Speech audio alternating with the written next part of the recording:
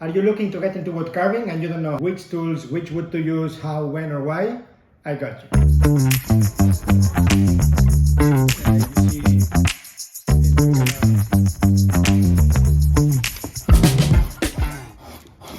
Now, you may wonder, who am I and what qualifies me to give this kind of advice? Well, I was there. At the beginning, when I wanted to start wood carving, I didn't know any wood carver. I don't come from a family of generations of wood carvers, so I had to find everything on my own. And when I did, it was a long journey until I understood every little aspect of what's involved in wood carving. Also, I've been teaching for the past 3 years, and I find myself answering these kind of questions very often to my students and going back to the beginnings and seeing which tools are most used. The purpose of this video is for me to make it as accessible and simple to start wood carving for you, regardless of where you are.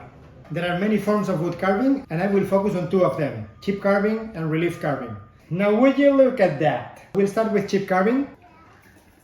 Chip carving is as simple as this. A chip carving knife,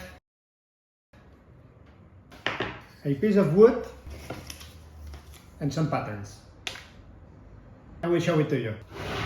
Basically, chip carving consists of carving geometrical and organic patterns onto the wood using a knife such as this one.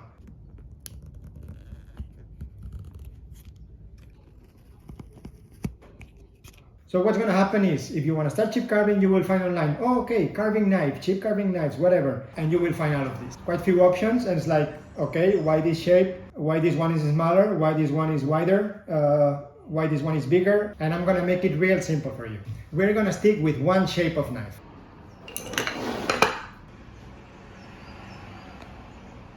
So, this go out, and this one go out. No, actually, this one stays.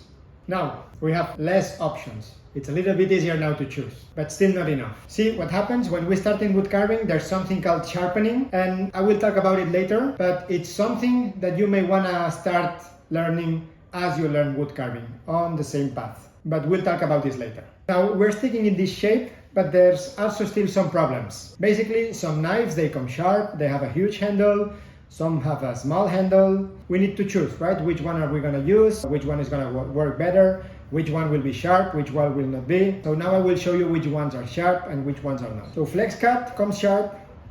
From the store, you buy it, you take it out the box, and you can start carving with it.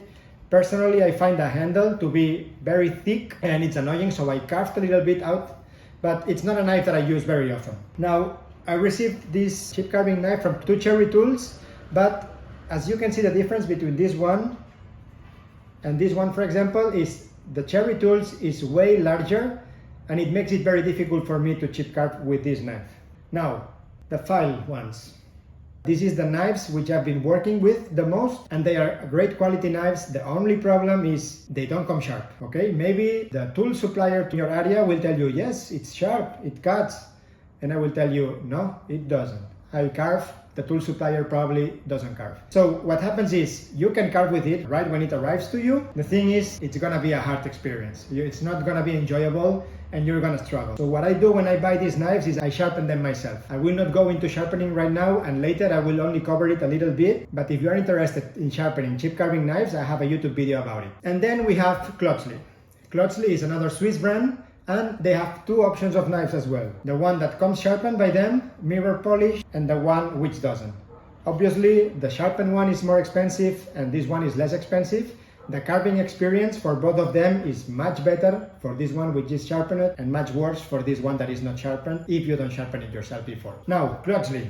For those of you in the US, for example, there is a person selling them. It's called Daniel Clay.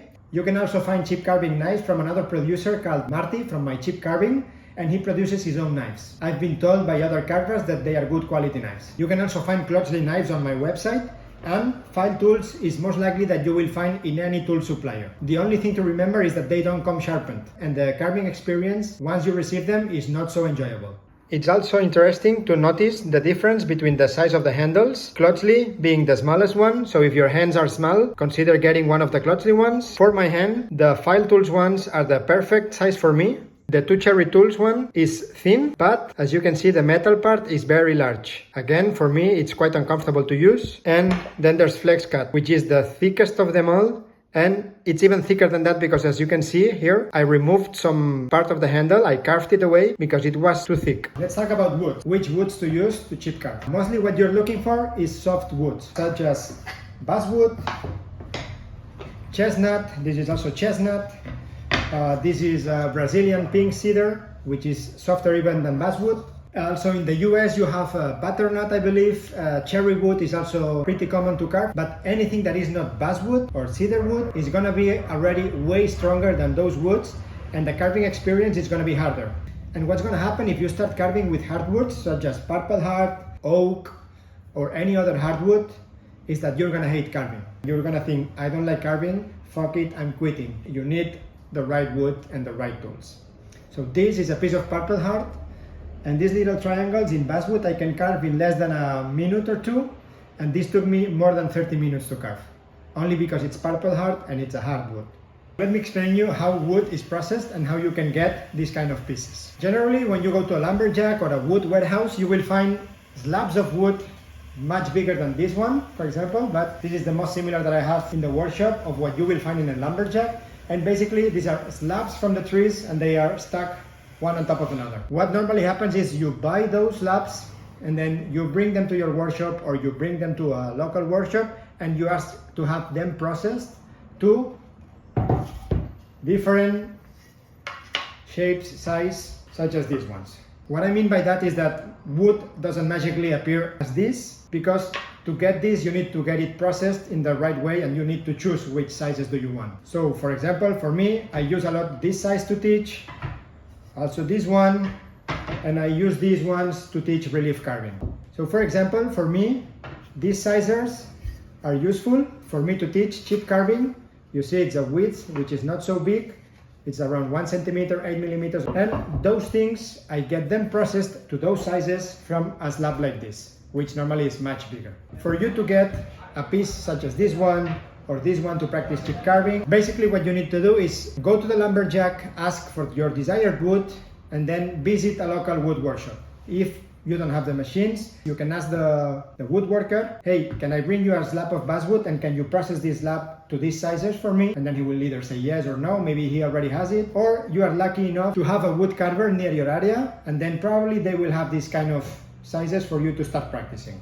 In the long term, the cheapest way to get a good amount of wood is by going to the lumberjack, get your slab, get it processed, and use all the processed wood for yourself. Because when you get a piece like that, you are paying the cost of going to pick up the slab, bringing it to the workshop, having it processed, and then sold through different channels. So a piece of wood like this can cost you 3-4 times more if you buy it from someone than if you do all this process yourself.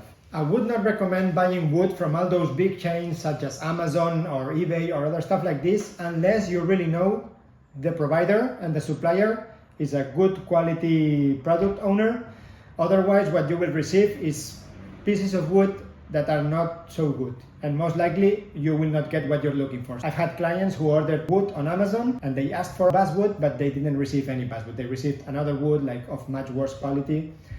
And these things can happen. If you have a hard time finding any wood for carving, just ask me and I will try my best to help you. One thing to have in mind about wood for chip carving is that you don't need a huge thickness. This is approximately 1 centimeter, and you can even chip carve on pieces as thick as 8 millimeters. For example, if I wanted to practice chip carving, I would not practice in a piece thick as that because I'm losing a lot of wood. What I would do instead is I would split this wood in half and then have 2 different boards with 4 sides in total.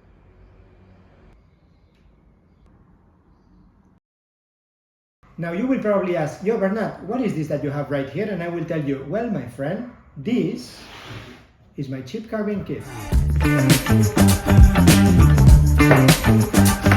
Let me show you what you get when you buy one of those. This is a transfer marker. It's used to transfer this kind of patterns into the wood surface. These patterns are laser printed. This method will not work if you are using ink printer machine. This will only work with laser printer machines. So what my kit includes is 2 different books, each one with around 30 patterns each, digital files that you can print and transfer using this transfer that comes included in the kit. The kit also includes this portable tool roll. And this portable tool roll includes a sharpened Clotsley chip carving knife ready to use, some sandpaper, glass to start sharpening. We have a polishing compound and a piece of leather from both sides to polish your knife. It also comes with 4 different boards with patterns. Each one of them is different, and you have beginner patterns such as these ones and more advanced patterns such as these ones. The good thing about chip carving is that when you're finished practicing, you have the other side to practice as well. So with this kind of boards and with any kind of board that you use for chip carving, you will always have 2 sides. So in total, you have 8 sides to practice chip carving. Now, when you get a chip carving kit from me, you get a 30-minute video call to go over some doubts and questions about chip carving. This is the advanced version with 4 pieces of wood and a bigger tool roll. And this one is the beginner version, also coming with a transfer marker and the 2 book of patterns. So, if you're interested in learning chip carving, I would suggest that this is one of your best options to start. You don't have to look around for wood, for knife, or any other things. You have everything in one simple packet. Amazing, right? Wow, Wood Bern Carvings doing the work.